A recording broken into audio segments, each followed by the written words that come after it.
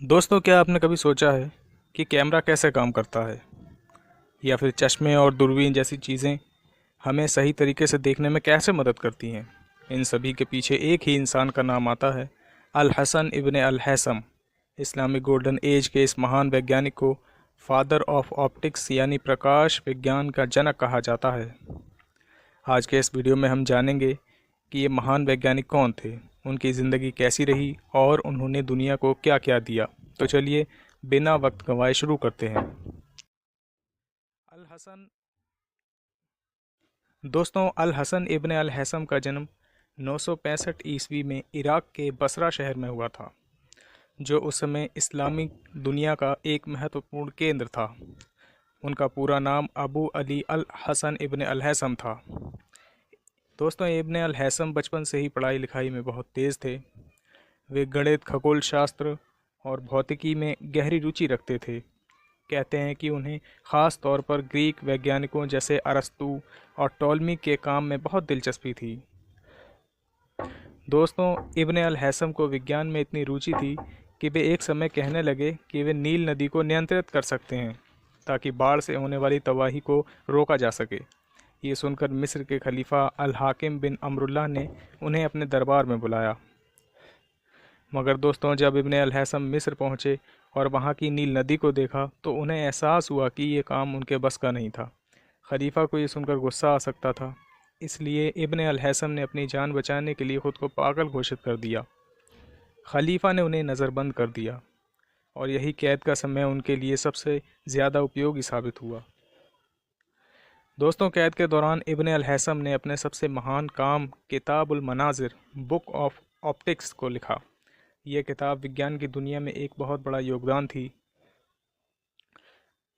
दोस्तों, इब्न अल हैसम ने इस किताब में बताया कि हमारी आंखें खुद से रोशनी नहीं निकालती, बल्कि बाहरी वस्तुओं से आने वाली रोशनी को ग्रहण करती हैं। इससे पहले ग्रीक वैज्ञानिक टॉलमी और अरस्तू का मानना था कि वे आंखें खुद रोशनी छोड़ती हैं, जिससे हमें चीज़ें दिखती हैं। दोस्तों, उन्होंने कैमरा ऑब्सक्यूरा का भी अध्ययन किया, जो आज के कैमरों की मूलभूत तकनीक का आधार बना। दोस्तों, इब्न अल हैसम ने सिर्फ सिद्धांत ही नहीं दिए, बल्कि पहली बार वैज्ञानिक पद्धति साइंटिफिक मेथड का इस्तेमाल किया। उन्होंने कहा कि किसी भी वैज्ञानिक निष्कर्ष तक पहुंचने के लिए सिर्फ अनुमान या तर्क काफ़ी नहीं है, बल्कि प्रयोग, एक्सपेरिमेंटेशन और अवलोकन यानी ऑब्जर्वेशन ज़रूरी है। दोस्तों, उनकी इसी पद्धति को आगे चलकर यूरोप के वैज्ञानिकों जैसे गैलीलियो गैलीली और आइजैक न्यूटन ने भी अपनाया। दोस्तों, इब्न अल हैसम का योगदान सिर्फ प्रकाश विज्ञान तक ही सीमित नहीं था। उन्होंने गणित, खगोल शास्त्र और भौतिकी में भी कई महत्वपूर्ण काम किए। दोस्तों, उन्होंने ज्यामितीय ज्योमेट्री और संख्या सिद्धांत यानी नंबर थ्योरी में महत्वपूर्ण योगदान दिया। दोस्तों, परवलयिक दर्पण यानी पैराबोलिक मिरर्स के सिद्धांतों पर काम किया, जिससे बाद में दूरबीनों का विकास संभव हुआ। उन्होंने बताया कि चंद्रमा से आने वाली रोशनी असल में सूर्य की परावर्तित रोशनी है। उन्होंने टॉलमी के खगोल मॉडल को चुनौती दी और कहा कि ब्रह्मांड की संरचना इससे कहीं ज़्यादा जटिल है। दोस्तों, इब्न अल हैसम ने गति और बल मोशन फोर्स पर भी अध्ययन किया, जो बाद में न्यूटन के गति के नियमों की नींव बने। दोस्तों, इब्न अल हैसम की किताबें यूरोप में 12वीं शताब्दी में अनुवादित हुईं। उनकी बुक ऑफ ऑप्टिक्स को लैटिन भाषा में अनुवाद किया गया और ये यूरोप के पुनर्जागरण रिनाइसेंस में वैज्ञानिक क्रांति का आधार बनी। उनकी प्रकाश पर की गई खोजों को आगे चलकर रॉजर बेकन, जोहास केपलर और डेस्कार्टेस जैसे वैज्ञानिकों ने अपनाया।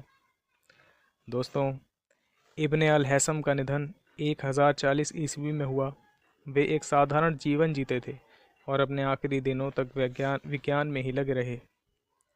दोस्तों, आज हम उन्हें प्रकाश विज्ञान का जनक, फादर ऑफ ऑप्टिक्स मानते हैं। उनकी खोजों की बदौलत ही कैमरा, टेलीस्कोप, चश्मे और माइक्रोस्कोप जैसी चीज़ों का विकास संभव हुआ। दोस्तों, ये थी अल हसन इब्न अल हैसम की कहानी। अगर वे न होते तो शायद हमें दुनिया को देखने का ये स्पष्ट नज़रिया भी न मिलता। अगर आपको ये वीडियो पसंद आया तो इसे लाइक, शेयर और चैनल सब्सक्राइब करना मत भूलिए। कमेंट में बताइए कि अगली बार आप किस महान वैज्ञानिक की कहानी सुनना चाहेंगे। मिलते हैं अगले वीडियो में, तब तक के लिए अलविदा।